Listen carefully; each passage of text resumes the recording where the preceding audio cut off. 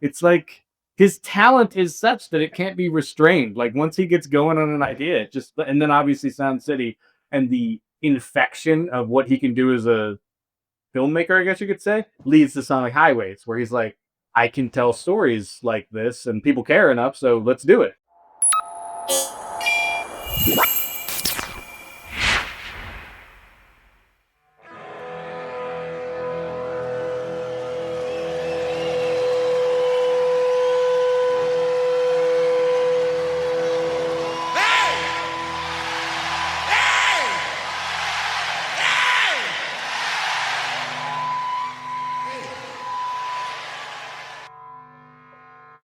Welcome back to Foo's Files, the podcast for fans of the Foo Fighters.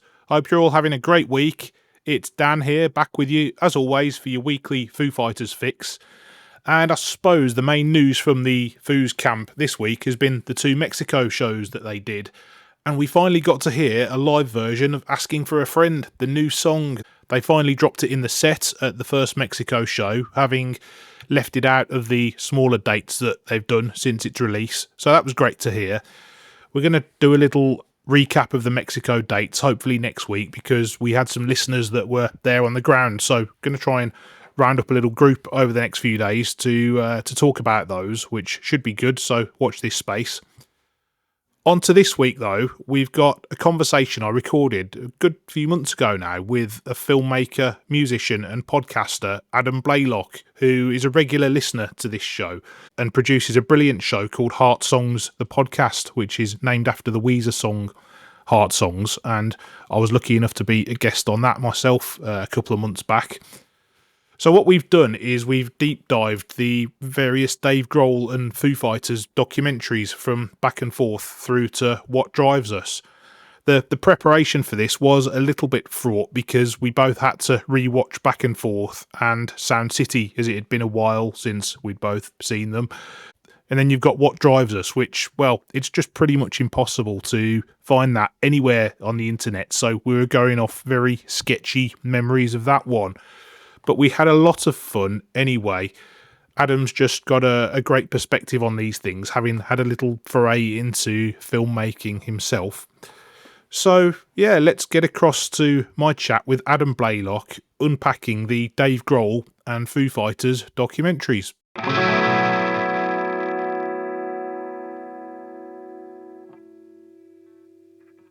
Welcome to the podcast, Adam. How are you? Magical, Dan. Thank you for having me. I'm glad to be here to talk about one of my favorite subjects. Well, brilliant. Well, yeah, you were kind enough to get in touch just after I launched and told me about your show and said, let's do some stuff together. So, I mean, first of all, do you want to tell us about your podcast, Heart Songs? Absolutely. So, ironically, having nothing to do with Foo Fighters, is based on a Weezer song from 2008 called Heart Songs off the Red Album. The short version of the story is when I first heard not just the whole album, but specifically Heart Songs, I remember thinking to myself, the story that Rivers is telling in Heart Songs, where he's kind of telling his life in music, where he starts as a kid and music that inspired him, and then when he started to like listen to the bands that made him pick up a guitar, and then specifically when he heard Nirvana's Nevermind and how that made him. He talks about how it broke the chains he had upon him. In other words, the way I guess I take that is he finally understood a way of writing music that made sense to what he wanted to say, and then from there he gets together with his buddies in rehearsal studios and plays shows, and then not only gets to say what he wants to say as a musician, but specifically that the fans would come up to him at the end of shows, and their reaction to his music reminded him of his reaction to the music when he grew up. Like basically the chorus of the song is, these are my heart songs, as how he would refer to them, as he would explain the different artists and songs. And then people come up to him at the end of his shows and be like, this is the song, these are my heart songs. So when I heard that song and kind of just took it all in and was thinking about it, I thought every artist could tell a story like this. Every artist has a story where from the time you're a child to the time you start kind of figuring out who you want to be and all that sort of thing, like music really is at least a companion to that journey, if not leading the way for like a musician like me. So it took a while for that idea to kind of become a podcast, but yeah, it eventually turned into something where I tried to figure out how to set up not just musicians, but artists in a way where they could tell their story through the music that touched them throughout their lives. And I'm actually very proud of the way that it turned out because instead of it being an interview like what you and I are doing, basically what I allow the artist to do is kind of have like the privacy and the vulnerability to answer 4 questions that are based on the Weezer song Heart Songs just in their own time. Like I'm not even present. They literally just record it all by themselves and send it in to me, and then I edit together the episode with like clips of the songs they're talking about, and it turns into this really fun like 7 to 25 minute snapshot of an artist, but specifically through the lens of how music made them who they are. Yeah, and it's not just, as you said, it's not just musicians. You've had content creators, you've had entrepreneurs, and all sorts. Yep.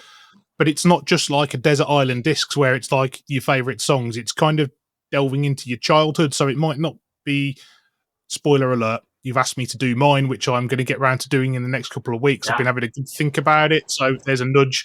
Yeah. But it's about really thinking back to your childhood. And it's not always necessarily, when I've been doing mine, what you like and what you listen to, but it's stuff that Exactly. you've experienced along the way. Mm-hmm. It's fun. My 2 favorite things about it, as far as just the guy who is kind of front row, like I'm the first guy that gets to hear people's heart songs because I put the show together. One is that people have the hardest time picking each song because I do kind of cushion it down to each section is literally just like pick a song that reflects that era, and they have the hardest time doing it. But 2, most of the time people end up getting caught in like a guilty pleasure where they're like, I kind of hate to say right now that I love this song, but it did affect da da da da. And it's just really funny to watch them, um, I guess just kind of be stripped down, I guess, to their childhood parts, to their whatever, having to explain why that song did whatever. And beyond that, and in my opinion, where the show shines is when people get really emotional and when they get to share really intimate stories about stuff that happened or things they went through and how that song, you know, cushioned the fall, or I don't know, maybe it was the wave that brought them to shore. Yeah, and you've had some really cool guests. Like the one that really piqued my interest when you first got in touch was Courtney Taylor from the Dandy Warhols, which was really cool. Yeah, it's a very fun episode. I feel like because I'm not a huge fan of the Dandy Warhols. Like I've seen the documentary Dig specifically because Dave Grohl has dropped it in like 5 different interviews, and I'm aware, I guess, enough of their trajectory that I respect the band. The music's not super my taste, but it's really funny getting to know Courtney through the lens of the show. He seems like just a really out there, avant garde, just really kind of ethereal character. So it's really fun episode supposed to be. Well, it's funny I say that piqued my interest because I wouldn't say I'm a Dandy Warhols fan necessarily, but that early 2000s alternative indie rock kind of era, and that film as well. I remember watching it when I was kind of my late teens, and like Black Rebel Motorcycle Club, Brian Jonestown Massacre, Dandy Warhols. That was my kind of sweet spot, really. So you might, spoiler alert, you might get one of those bands in my Art Songs episode. So there you go. There's a little bit of a thread for you. So um, we're going to talk Foo Fighters and Foo Fighters documentaries shortly. And just as a precursor to that, filmmaking something that's also very important to you. So do you want to tell us a little bit about that? And there's one film in particular that I know is very important about your life and a little bit about your kind of your identity. So do you want to tell us about that? Yeah, for sure. I mean, as far as what I guess drew me to filmmaking, I was born in 1981, so I got infected with the ETs and the Star Wars and the Indiana Jones and all that. So you name it from my childhood. You're talking about how like Ron Howard and Steven Spielberg and all them were really drawing me into storytelling from an audio visual perspective, and wanting to do that. So from my youngest days, I was making little movies with my action figures, stop motion and stuff like that, just trying to like figure out how to do that. And then you get into like my teenage years, and then you discover your Kevin Smiths and Quentin Tarantino's, and you get kind of into like alternative filmmaking and I guess telling more, I would say, real stories. I feel like a lot of those early stories, not to say they're not real, but like when Elliot says penis breath in ET, and like all the parents jump. The irony is that's how kids talk, and Steven had the I guess the guts to put it in the movie and let it even affect the rating if it's gonna, because that's how kids talk. And so getting into your Tarantinos and Kevin Smiths and Robert Rodriguez and stuff, and just kind of a little bit more realistic. And then much farther forward into like your Michael Moore's and your, shame on me for forgetting his name. He just passed away too, which is so sad. The guy that did Super Size Me. Wow. Yep. Everybody's yelling at their podcast device right now, but his name that I can't remember right now. Really brought me into this world of like, oh, so a documentary works by different rules. It's not something where you have to, I don't know, I guess set up scenes in the same way. It's more kind of a flowing narrative. And so to your point, I grew up Mormon. And as a result, I went on a Mormon mission at 20. And I went on my mission and I came home. And within Mormon culture, it's pretty common for people to like go back to their mission fields and just visit, members that they knew, or maybe people that they caught and what have you. And my mission story didn't really end on a super positive note, so I just never did. And then flash forward to like 2017, one particular companion that I had some really formative and difficult experiences with reached out to me and was just like, "Hey, I know we haven't talked in a while, but I've been through a lot lately, and I just need you to know that I know what happened. I know my involvement in it. I'm really sorry." And we had this really beautiful conversation, and it was the catalyst to me being like, I think it's time for me to go back. And by that time, I had a podcast called The Guy, a Car, and a Podcast that I've been doing for like 2 years. And so it turned into this really goofy idea, I guess you could say, if I was like, well, since I'm doing a podcast and I'm always looking for guests and stuff, what if I take the podcast on the road and just sit down with these people that were part of that experience with me and literally just do podcasts and just put it up as podcast? And then just some that it's like Spielberg and Kevin Smith and man, I wish I could remember the Super Size Me guy's name, but shame on me. But anyway, they all just kind of like popped up inside of me and were like, "Take a camera with you, silly goose." It's like, wow. I mean, that turned project into something else, but I did. I took a camera and shot this documentary that's called Back to the Berg. You can find it on the YouTube channel of that podcast, The Guy, a Car, and a Podcast. And it's this like just under 4-hour documentary of me going from basically to every place that impacted that journey. Like, Provo, Utah, the Missionary Training Center, all of my apartments in Pittsburgh, Pennsylvania. And being able to not only talk to some of those people that were along that road, but specifically that guy that reached out to me and like made the whole thing happen. And we got to talk about what happened, about how it affected us. And there was this really fun arc where we also got to talk about the 10 years after that and how we both really drifted pretty hard. And then we like had these experiences that brought us back. And so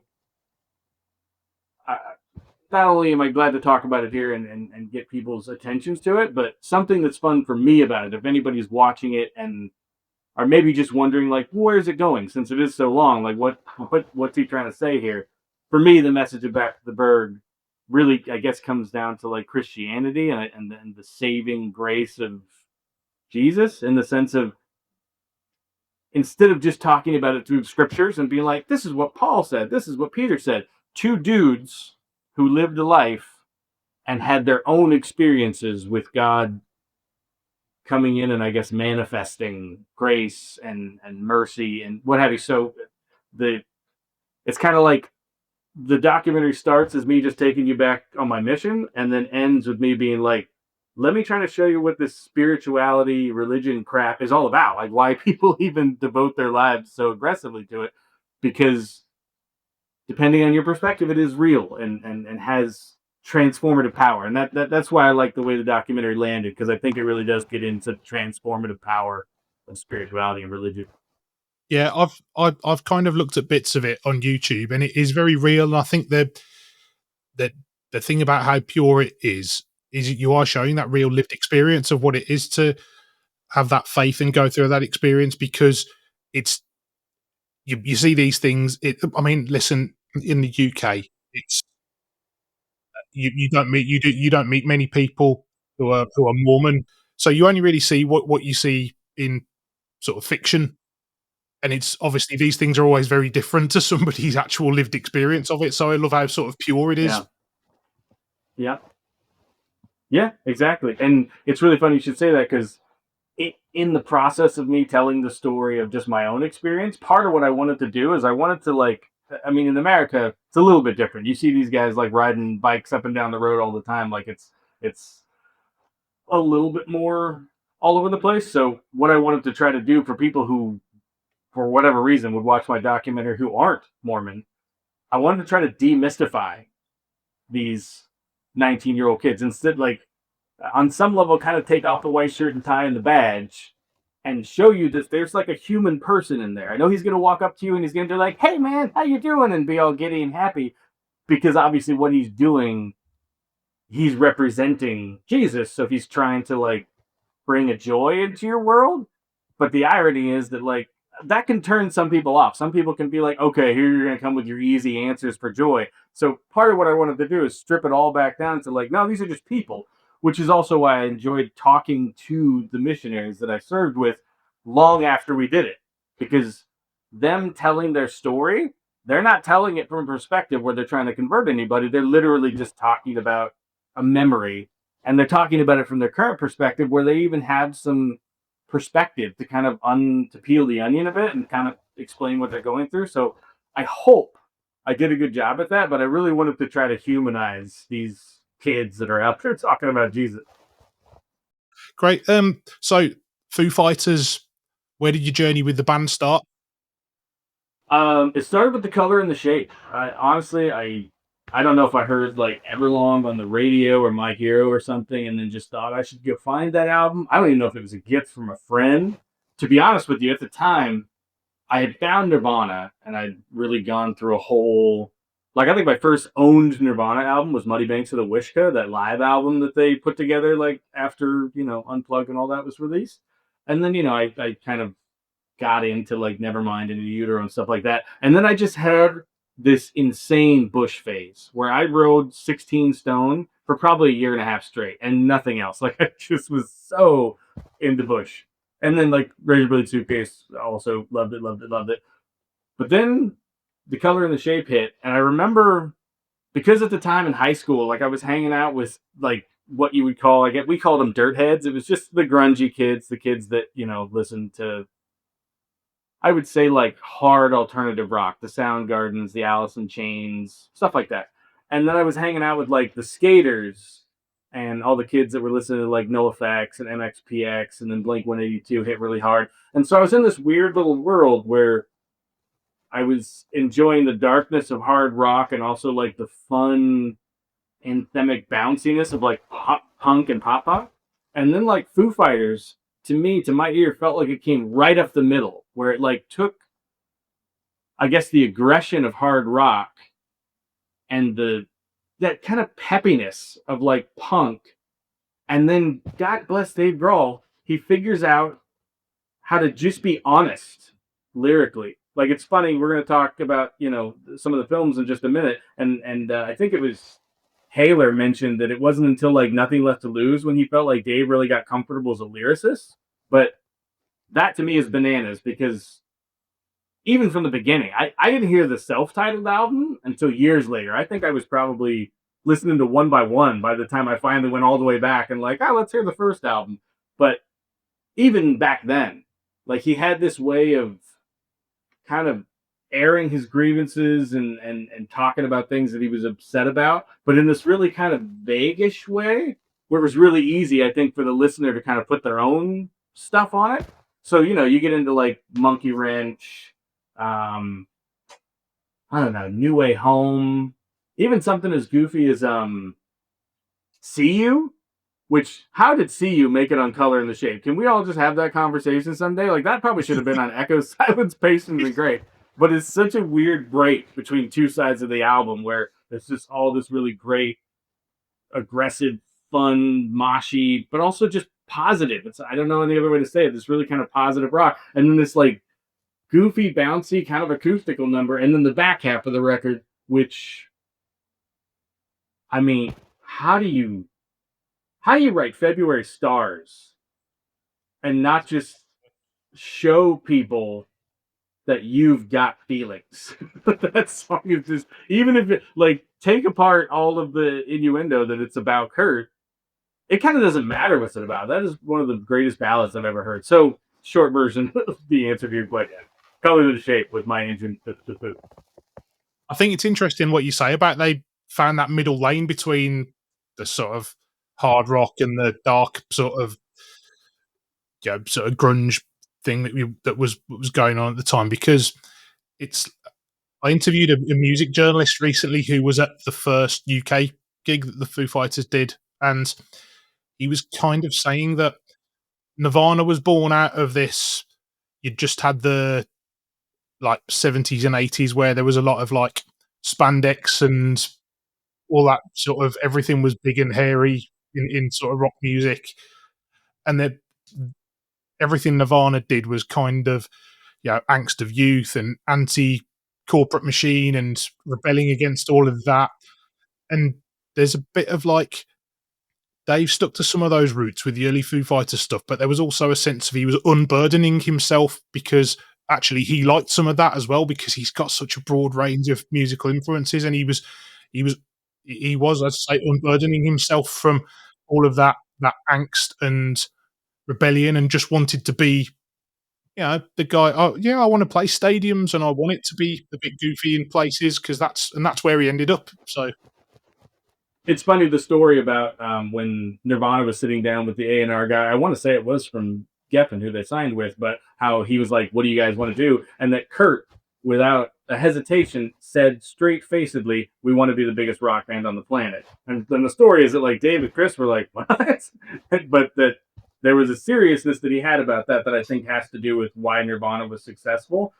But like Dave had the benefit of being in the back seat of Nirvana to be able to see what success looks like. So when Foo Fighters was a thing, for Dave to want to be the biggest band on the planet didn't have to be a joke, because he understood what that meant and he was ready for it in a way. Kind of, even though, in interviews, even on like Wembley Stadium stage, he was just like, "How did this band get this big?" Like, you don't know if he's saying that tongue in cheek, but you have to believe that on some level, Dave never left Scream, where he's like, "We're not going to sell a million records. We're just doing this, I mean, for some chunk of a living, but more or less for fun." But I don't know, because with the Foo, he seemed to take it. I mean, once the second album came out, it seemed like or I should, let me say it differently. Once they approached the second album, it seemed like he was taking it seriously. He's like, "Let's see what we can do with this thing." yeah, I think you're absolutely right, and I think he knew he's always known the direction he's wanted to go, but he's maintained that kind of bashfulness and humility with it as well. So, as you say, you with when he's crying after Best of You at Wembley, and you're like, is that tongue in cheek, or is it? I think that I don't know. I don't think he could be faking it for all these years, to be honest with you. So we were going to talk Foo Fighters and Dave Grohl documentaries with your kind of filmmakers hat on. Then, so obviously the one to start with is Back and Forth, because it's the, I mean, at the time, you kind of 2010, 2011. It was kind of the complete Foo Fighters story at that point. But obviously, I mean, the interesting thing is we're talking what 14 years ago now, so it's almost like halfway through their career now, and so much has changed, both in kind of real time, but in terms of the meaning of some of the stuff that comes across now, knowing what we know.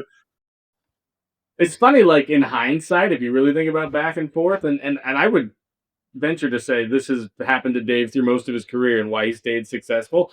I think it was the perfect moment to tell that band's story, because if I'm going to be honest to all Foo fans, and I'm ready to get some hate for this, from Wasting Life forward, I I wonder if Dave had anything to say musically anymore, because I start to sense a struggle after that, where it's like, yeah, there was like a Bruce Springsteen-ness coming out of Dave Grohl, where I was just like, yeah, but this isn't what you do, bro. Like, go back and listen to Color of the Shade. Go back and listen to um, yeah, even the first album, like part of what's great about the Poop I even the soundtrack to Sound City, where like he was writing all these songs, stuff like Your Wife Is Calling, or what was the one he did with Rick Springfield, the man, greatest man that ever lived, or the man that, whatever it was, like the tech the technician of a musician that Dave Grohl is, for me, seemed to really come out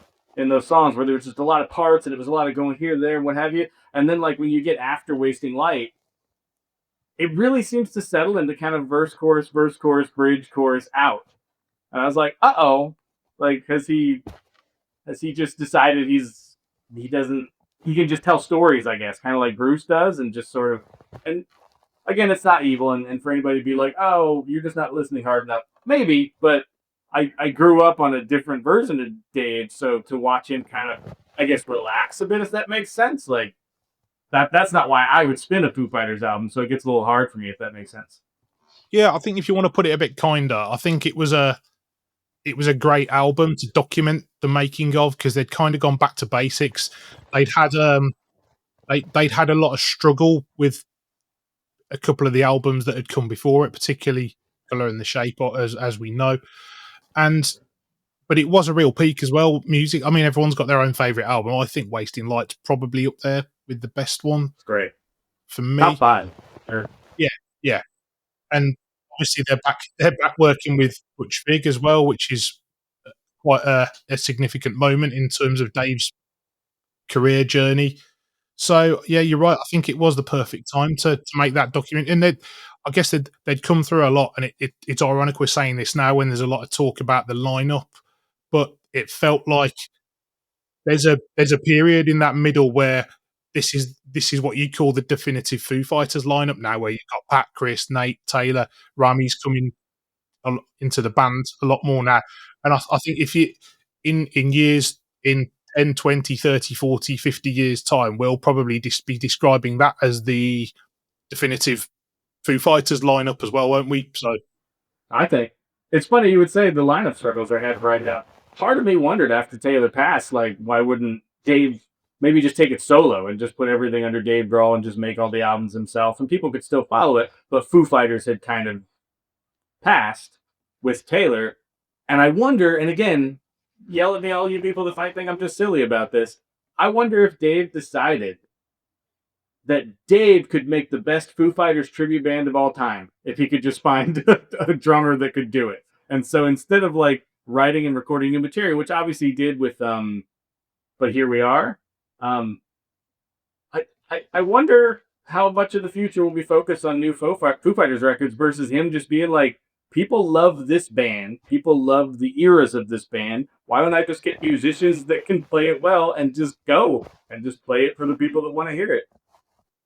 yeah, the lineup changes and the tensions in the band, which are they're probably the biggest thing. If you're a casual Foo Fighters fan and you haven't been following the whole package through the course of their career, and obviously they've got this always had this happy-go-lucky attitude, this very likable attitude. I think you'd be quite surprised about the tensions that existed over the course of time, and also the fact that everybody knew who he was when he came out with the Foo Fighters. So all the pains that bands have before they become famous, they were having them in public, because rock and roll's it's littered with bands who, I mean, Dave was the fifth drummer in Nirvana, and as he mentions, and you know, the Beatles had lineup changes and the Rolling Stones had lineup changes, but they generally, it happens before you kind of hit the mainstream. But because everybody knew who he was in the biggest band in the world. They had these growing pains in public. Which is kind of what's fun about Back and Forth. And to Dave's credit, and I don't even know how much the director James Mall was involved in how they told the story, because I don't know if you noticed, I imagine you did, the way that, like, as just an example of something that I think is just really bold storytelling, when Nate was talking about how when Dave first said, "Let's get Taylor in the band," and Nate was like, "I don't want to be in a band with a guy like that." And then they cut to a picture of Taylor flipping off a poster of Nate Mendel, and you get they did it a lot, like throughout when Chris was talking about when Pat came back to the band during the Skin and Bones tour, and where he was like, "I think I'm going to get replaced." There's this really good shot that James pulls where Pat's looking over at Chris while they're playing, just kind of like insecurely and awkwardly, and it helps tell the story of like the tensions that you mentioned that this documentary gets to kind of display of like how Foo Fighters got from Dave making an album all by himself to being one of the biggest bands in the world.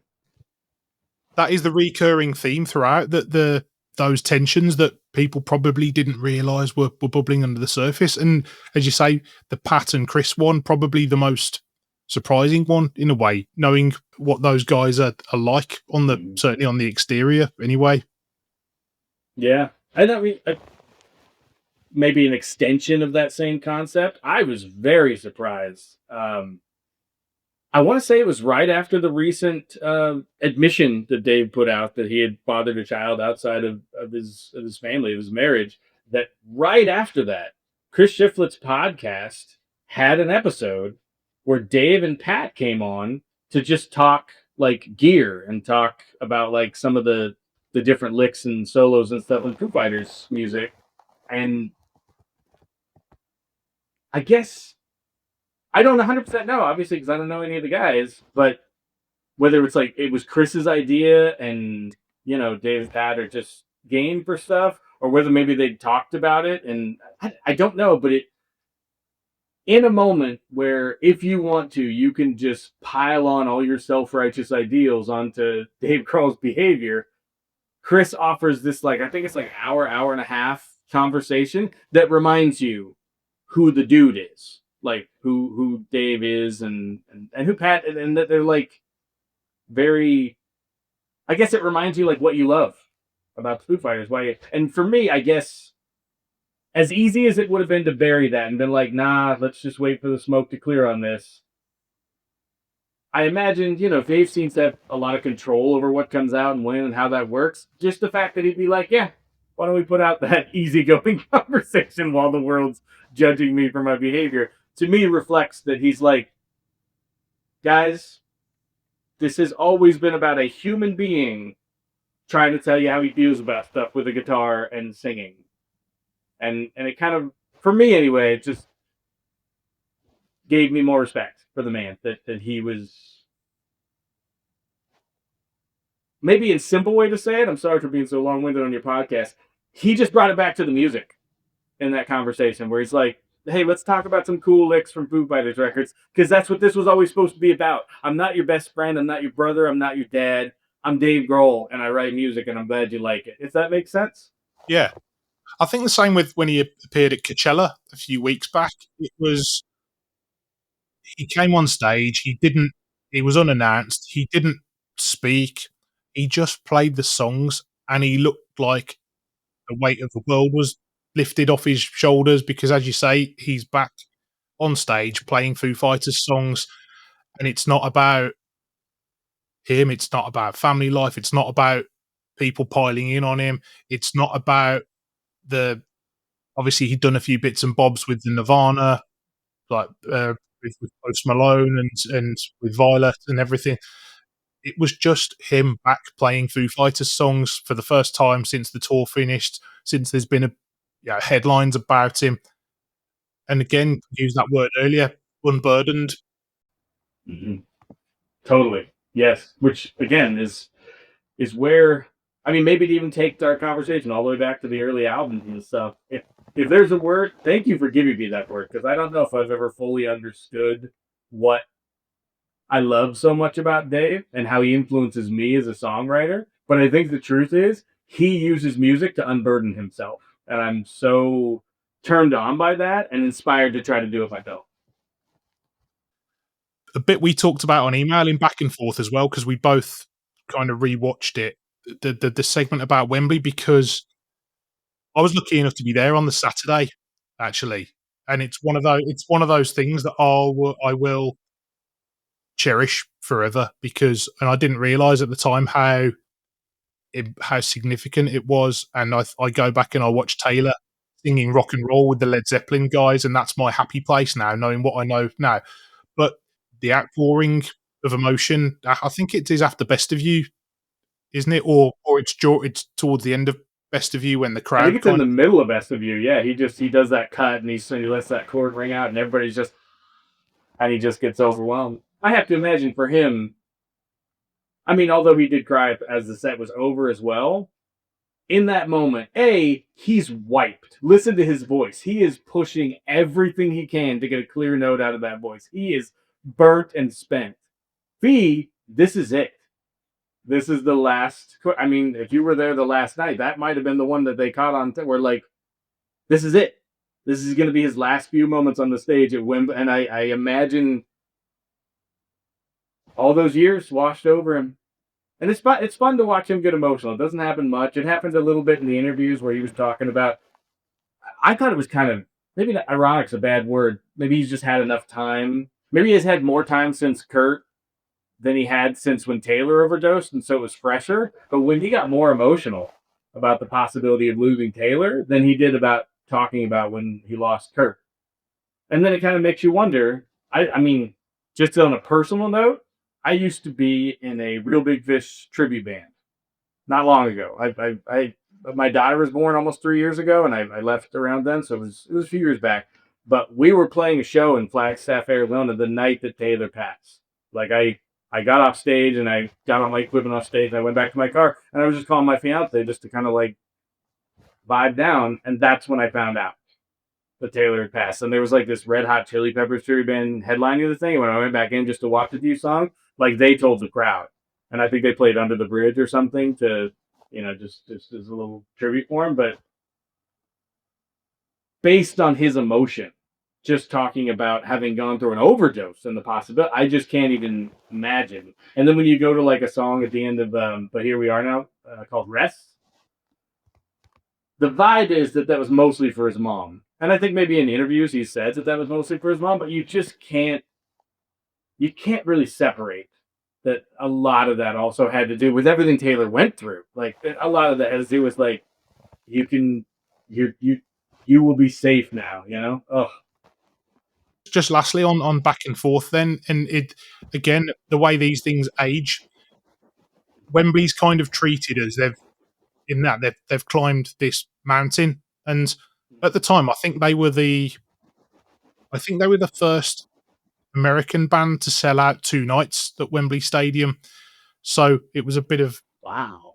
And then 3 years later they bring out Wasting Light, and then suddenly they're like what we know now, sort of 15 years on, or 10 years on, they do stadiums like in their sleep now. Mm-hmm. And so there's this whole other new, several gears they've gone through since then, which is bonkers really when you look back at it, because it's the ascent of this band, and then they've reached Wembley, which is one of the most iconic venues in the world.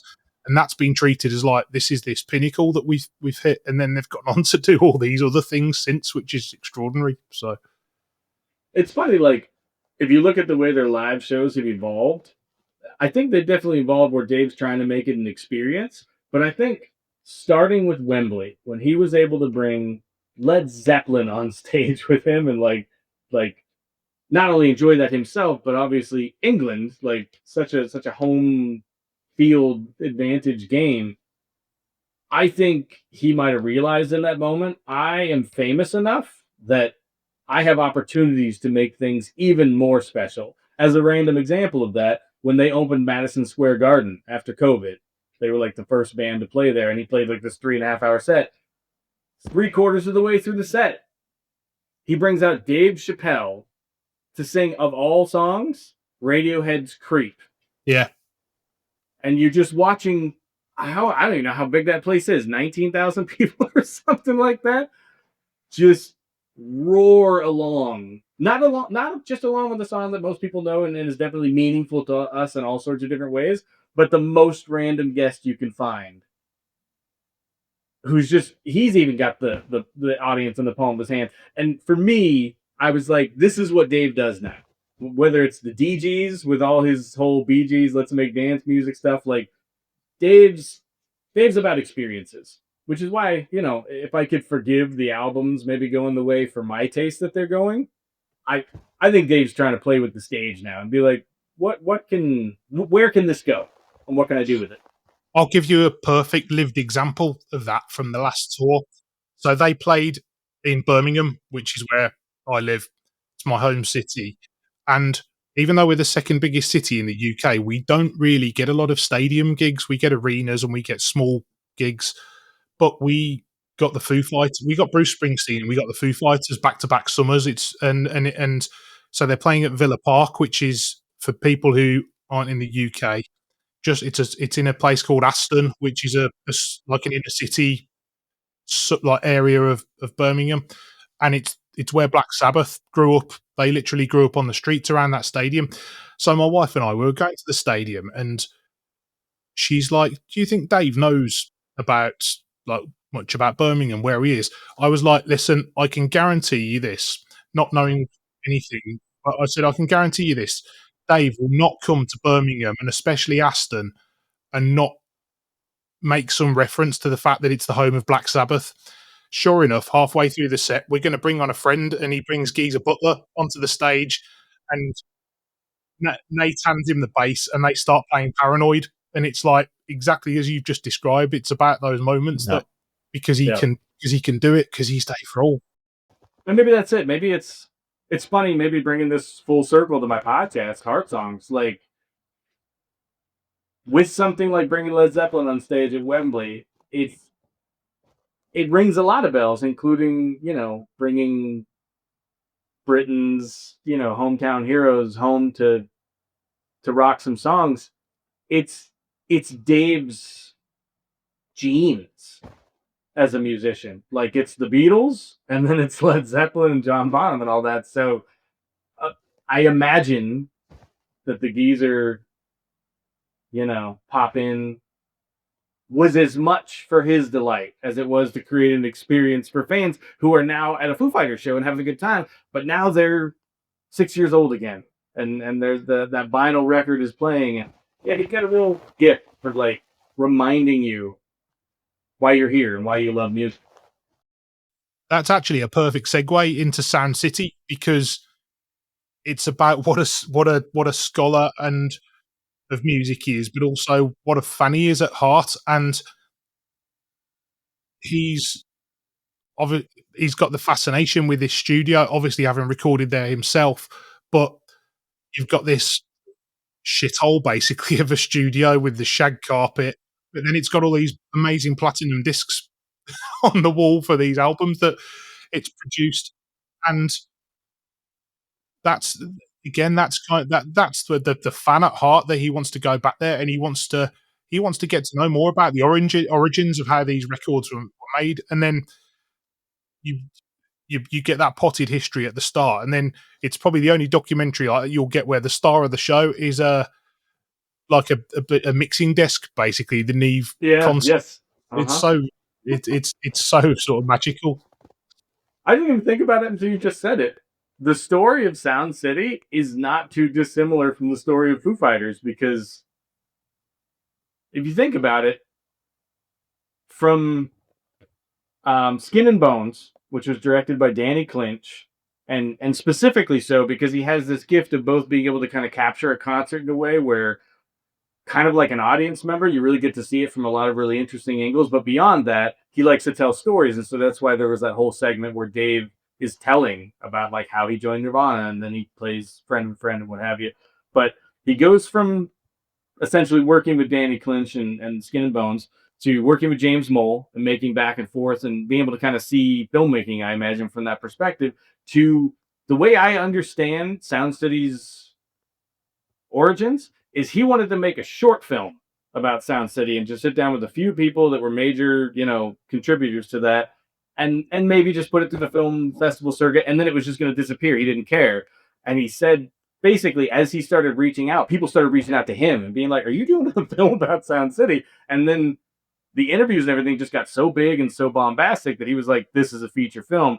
To the point that, from what I understand, there's like another, if not another film that he could have made from all the footage that he didn't use because there was that much. I guess the point is, like, in that he made the first Foo Fighters record without any real intentions. He was like, I'm just going to make this album. I'll give it to some friends. We'll see.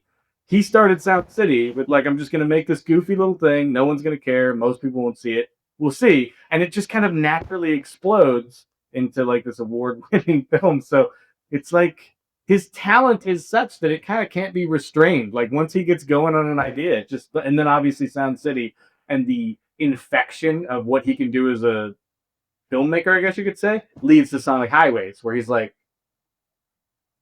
I can tell stories like this and people care enough, so let's do it, you know? Yeah.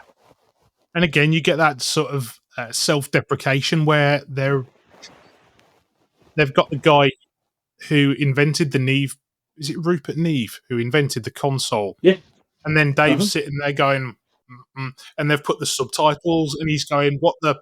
Does he know? Does he know I'm a high school dropout?" Basically, and he's talking about the mechanics of this like analog console. There's only 4 of them in the world, and that it's just again, it slips a bit of that Dave like humility and self-deprecation in there, just brilliant. And the genius of that scene is twofold, because on the one hand, he gets to show his self-deprecation, his humility, but there's a piece of this guy, there's a piece of Dave Grohl that is around gearheads enough that he knows some nerd out there is going to love hearing Rupert Neve explain how these different like components come together. And so he's like, I'm going to sit here and watch him do it. I'm going to feel like an idiot, but some nerd is going to get something out of this, which I think happened because I have a buddy who runs a studio. We went and saw Sound City together, and it wasn't long after that I showed up to his studio and he had this new box. I'm like, what's that? He's like, that's Neve console, sucker. And I was like, I think in some way that's what Dave inadvertently accomplished, is he explained to the gearheads, the guys on the recording studios, that like certain pieces and parts matter, and then it made them lean harder into those things. But maybe that's just me. Do you know what's funny about that? I'm not a huge gearhead, but I played in bands, and I'm a guitar player. I went through the period where, as you do as a guitar player, you start collecting effects pedals like they're toy train sets, and you scale up, and then you've got hundreds of them, and then you get to the point where you're like, yeah, this is getting stupid, and then you scale right back down, and you've got the most minimal setup in the world. So I've got a degree of interest in that, and yeah, it's as you say, he's playing dumb to that.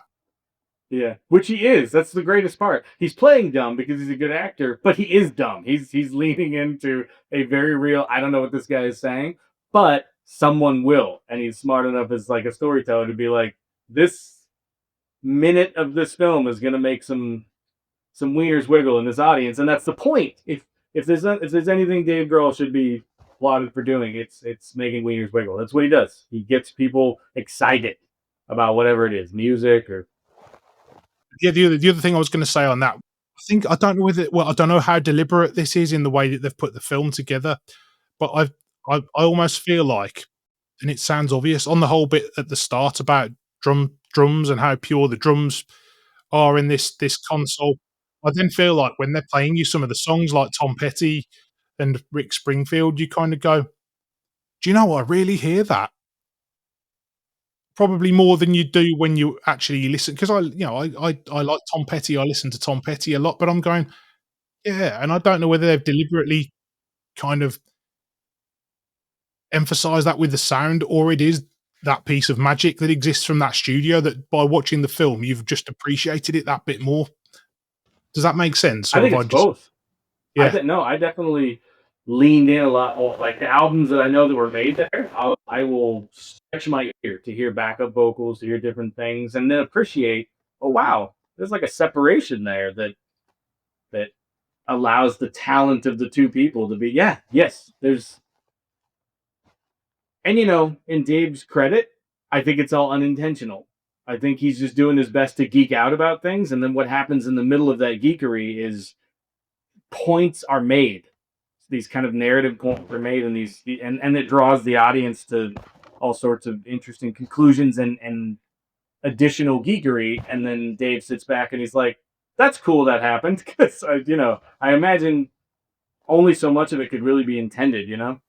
Yeah, I think that's the theme of the documentary. They say it's luck and magic coming coming together, like the fact that the Fleetwood Mac introduction, where you've got Lindsay and Stevie, and then you've got Mick, and you've got the McVies, and they're kind of like, hang on, you want to put us with them, but we were a blues band, and then we can only take Lindsay if we take his girlfriend as well, and that's just that's magic that you could put two completely different sets of musicians together, and then you make one of the biggest bands in the world. Mhm. I think what's fun about that film too, not to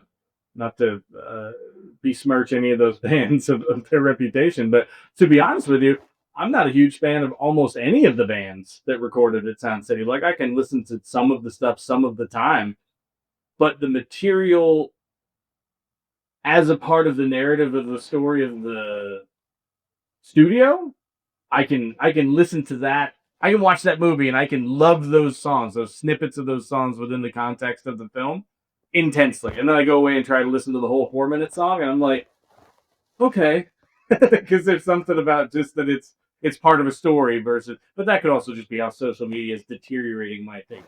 Man, I don't know. Yeah, I think from a broad sense, what's so beautiful about the film is that Tom Skeeter and Joe Gottfried, who own the studio, they're basically just dreamers, like the artists are. Just like the artists that go in there want to go on to be the biggest band in the world, and they want to play stadiums and have this success. They just want to have somebody in who makes a iconic record. And yeah, they're quite half jokingly, half serious, say, yeah, well, we need this to happen so we can keep the lights on and pay the bills, basically. But they're just a couple of dreamers who want to facilitate a hit record through this like crappy studio, basically. Yeah. Which, to give Dave even more credit, going back to like back and forth and the vulnerability of that movie and how it really shows the humanity, even like the poor temperaments and stuff of the band members. Like to tell the story of Rick Springfield and how not only was that one of the Sound City's biggest successes and Joe and Tom's biggest successes, but specifically how that went sour and how there was some real heartbreak attached to that success.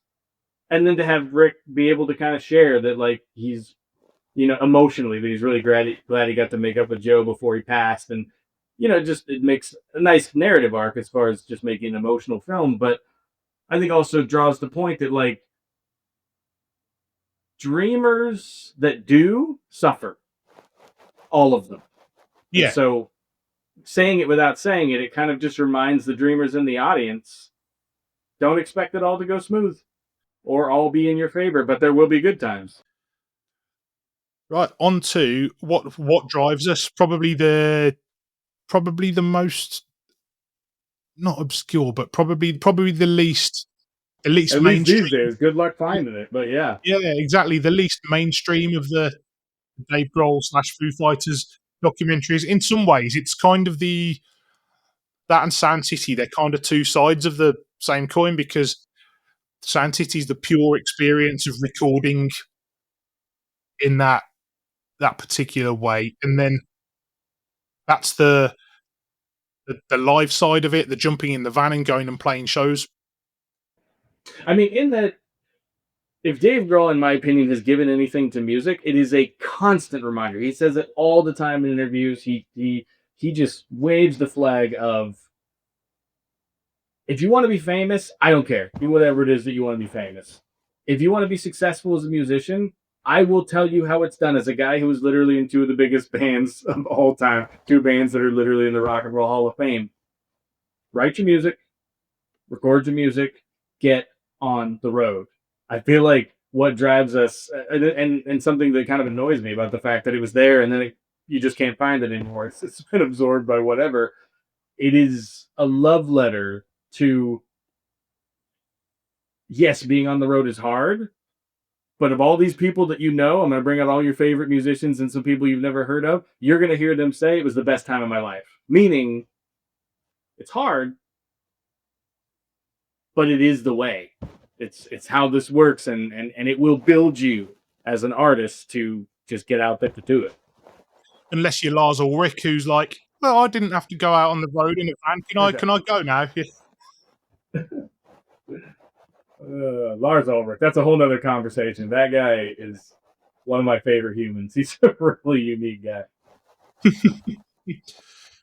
But again, it's something that endures through all the different, with, I guess, the difference to the kind of recording side of it with Sound City is that there's a point about how technology with recording has changed, but with touring, Dave says it's always the first step. You've got to get in the van, and go out on the road, Mhm. and that has never changed from the Beatles through to now.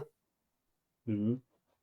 And frankly, one of my biggest regrets is an independent artist. Like I did all sorts of things to try to be as successful as I could locally, and although as I grew up, I started branching out and trying to book shows in towns outside of town and figure all that sort of stuff out. I It's almost like from experience of failure, I can agree with Dave because I know the other way that where you just try to, I don't know, use every other platform, every other whatever to try to get yourself out there. That doesn't work. You'll never get anywhere. Like Dave's right. I know it by the experience of not doing it that Dave was right. And I guess there's a sense of, because he'd been through his other bands, and then he has this break, and the first Foo Fighters record is all him, which he needed. It was his catharsis and whatever, as has been well documented. There's the point of, actually, I missed that, so I've got to get this album was all. It's basically a solo album. Now I've got to get out with get a group of guys together and go out and hit the road, because he he missed it. Which I guess takes a very, I mean, maybe this isn't your point, but it's just kind of what came to my mind when you said that. You really got to admire, and maybe this goes back and forth a tiny bit. You got to admire the balls of Dave Grohl to have gotten a band together, a band that he likes, a band that he toured with for years, to get in the studio with that second album, to sit in front of the mixing console and in front of those speakers and listen back to the William Goldsmith takes of Color in the Shape, which I don't know if they've ever even reached the light of day. And for him, as one of the greatest drummers who ever lived, to be like, it can be better, and this is the album, and I think it should, you know? And then, like, do that thing where at the time, I think all of us could judge him a bit for doing it quietly and not just having a sit down with William beforehand. But you got to admire the ambition where he's like, this is what needs to happen for this album. I'm gonna ask for forgiveness later. I'm not gonna ask for permission. I'm gonna ask for forgiveness because this needs to happen. And rightfully so, he loses the drummer over that because that's uncool, Dave. But at the same time, I'm talking to you right now because Color in the Shape grabbed my face so hard and wasn't gonna let it go. Yeah, absolutely. And then just lastly, on what drives us, really, I think it's where and it's not just a Dave thing, but pretty much every artist apart from Lars, as we've mentioned. He, there's so many huge bands, like I think U2 and the Beatles are featured, like the Ringo who features in it, and you've got No Doubt and stuff. And Aerosmith they and yeah. yeah, they all go on this. They all go on this, like, through this, wanting to climb this mountain to get to the pinnacle, and then it becomes this machine. But there's this sense of, actually, there's a little bit of them that yearns for the more simpler times. They do get, all artists get really Yeah. nostalgic about those early days, because I guess it's the thrill of the chase a little bit. Yeah, and maybe what's that thing? The I can't remember the phrase, but it has to do with the fact that like once you've achieved, the hunger's gone. Yeah, Maybe you can think of the phrase. So, but the it's like fact the that like thrill of the chase, pretty much.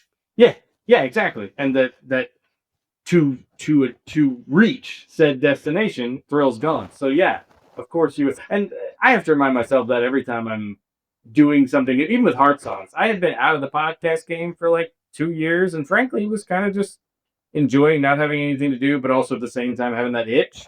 And then when the idea started to really percolate and started to become something that was feasible, I'm like, oh man, I gotta like start reaching out to people and like administering this thing.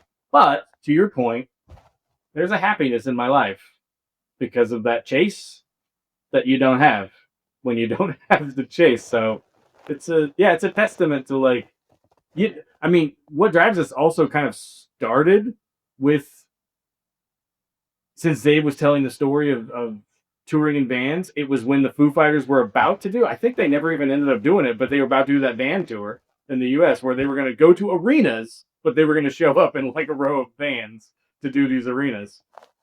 Mm. I don't know if you remember that or if that was publicized over there or not.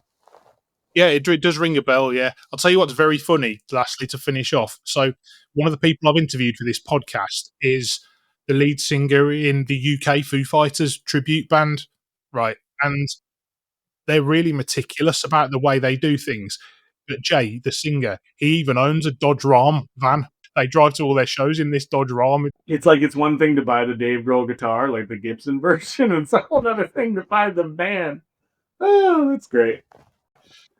Uh, we'll never tackle this because in a short space of time we could do another bloody 8-part series on this. But we'll finish up on Sonic Highways. Have you got a favorite episode? I would say it's the song that Joe Walsh is on. Is it Outside? Is the song, and that's at the studio that's way out, not in Joshua Tree, but way out in, or is it the one that's way out in the desert, in Palm Desert? Like Josh Homme features pretty highly in that one because he's talking about growing up in the desert and like how that sort of influenced the music, and then talking about this weird, creepy little home studio in the middle of nowhere. And I want to say that that song is, it might not be Outside. Shame on me for not remembering that, but Yeah, you're right. It is. It is.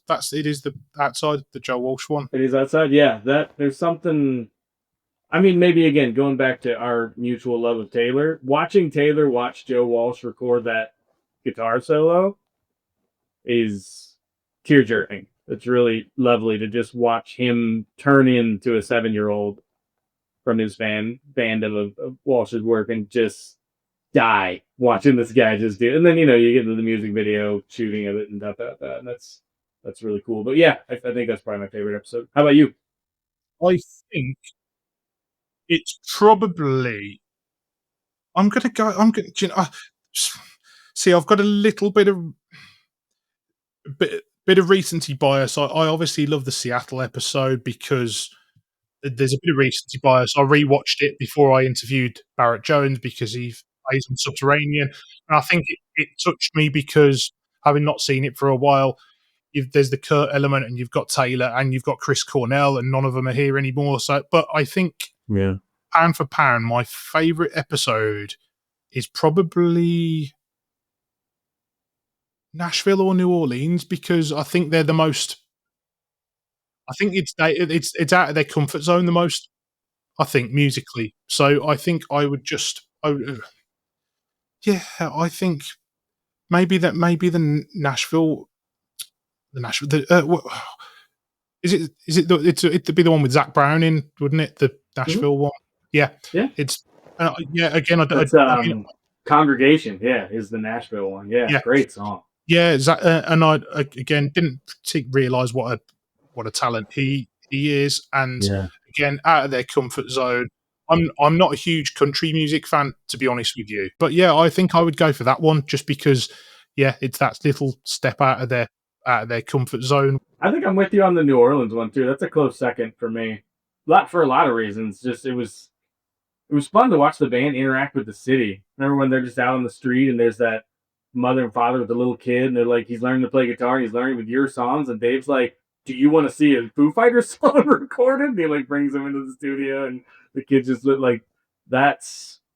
I mean, that's Dave, and an example of why I'm a fan of him. But it's, I don't know how to explain it. Like there should be a series, and he'd never do it because I'm sure he's just not interested. But Dave on the Street would be the best series ever, where Dave's just walking around streets in America and interacting with people that don't even know who he is. Just walking up with a microphone, being like, "Hey man, what's up? Let's talk about stuff." Because A, he's just obviously very gregarious and fun, but B, watching the people who know who he is kind of like wig out on him. I've never met him, but I'm terrified because it's the one person where I would say the one thing that he wouldn't want me to say, and that's, I am who I am because of you. Yeah, Sorry. I know you hate that. I know that is a compliment you're immediately going to wash off when you get home because gross. but I am. You did what you did, and it reflected an image onto me that I thought I could achieve. And even though I'm not a big rock star like him, I think I became a man that I enjoy because of his long distance tutelage, if that makes sense. Do you know what though? You say that about you'd be scared of saying the wrong thing. I know he's a big rock star, but and he commands respect in himself, but he's managed to be friends with Paul McCartney all these years and style it out without sort of. I'm sure he's probably privately had his moments where he's gone. Oh Yeah.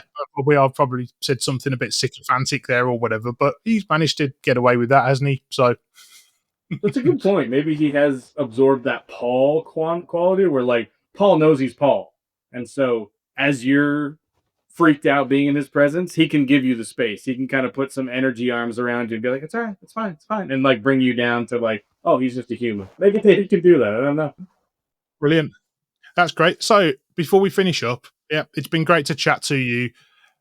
Just want to give a little final plug for Heart Songs. People want to find out more. Where can they listen to it and when does it come out?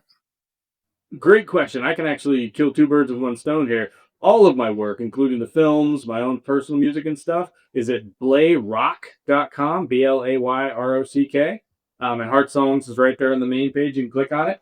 But you can also get it at Spotify, Apple Podcasts, Google Play, all the fun places. It's waiting there for you.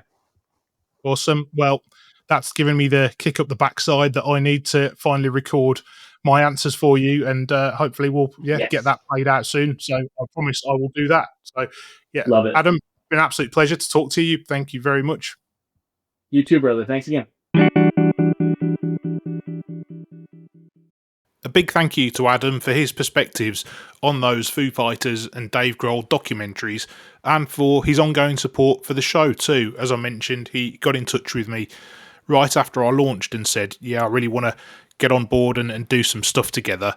And yeah, please do go and check out Heart Songs, the podcast too, Adam's show. It's a really fun, engaging and intimate format, and since our conversation I did actually get round to doing my Heart Songs, as I mentioned earlier. Spoiler alert, I didn't actually pick any Foo Fighters songs, but I'll leave it at that. Just go and find it on your favourite listening app and check it out for yourself. That's it for this week. Thanks as always for listening to Foo's Files. Your support means a lot. If you are enjoying the show, then do remember to leave us a rating and a review on your favourite listening app. In the meantime, take care, have a great week, and I'll see you next time.